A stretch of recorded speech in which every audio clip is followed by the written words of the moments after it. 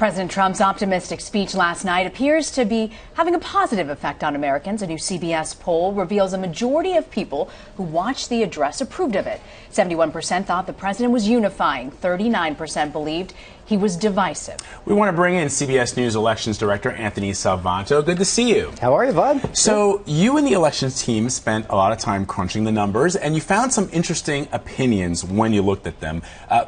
One of the major takeaways is that people actually had a positive view of President Trump's policies after that speech. Right. What we did was we talked to speech watchers both before, when they said they were going to watch, and then right afterwards, so this national sample. And you did see movement on a lot of his policies. You saw more favorable ratings for what they thought he might do with Obamacare. People liked the roads and bridges, building roads and bridges and investing in infrastructure. Those are things that, even though for the most part Republicans came in wanting to like Donald Trump and came away liking what Donald Trump said, he had a sizable number of Democrats who found something to latch on to in those kinds of policies, and that's what helped give him the boost. Of the Republicans that you surveyed, was there a sense that they all agreed that this was a great speech? I mean, was there any divide within the party? Yeah, no, Republicans were overwhelming in saying that they liked it. They were describing somebody who was keeping their campaign promises and delivering on those. They called it unifying. They called it presidential, as did many Democrats, in fact, right? What did the Democrats want, though, Anthony? Well, the Democrats also called it presidential, and this is an important difference, too, between tone and policy specifics. On tone, he got very good ratings from across the board, and that's where you hear words like presidential. Yeah. But on policy, you did have much more support from Republicans. Democrats a little bit slower to come around on some of those things, especially on immigration as well. But again, that's the balancing act.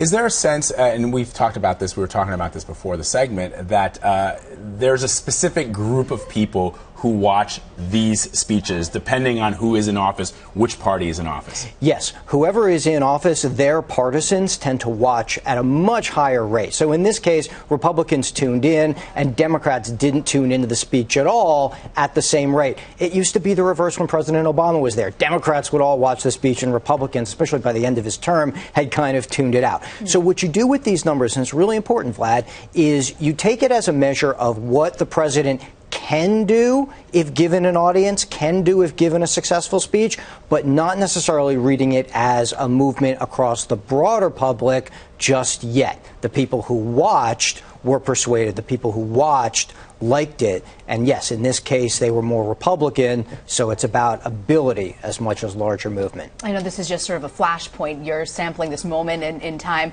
but I'm curious, does this put Democrats on notice for 2018 in any way, that the president had such a high approval rating of this moment that he hasn't seen in previous campaign events? What is really interesting is that the Democrats who watched wanted Democrats in Congress to work with President Trump, in particular on those policies that they liked. And this is a balancing act for Democrats. They've got a base, many of whom did not tune into the speech, that we know want them to oppose the president at every turn. They don't like anything about his policies or him.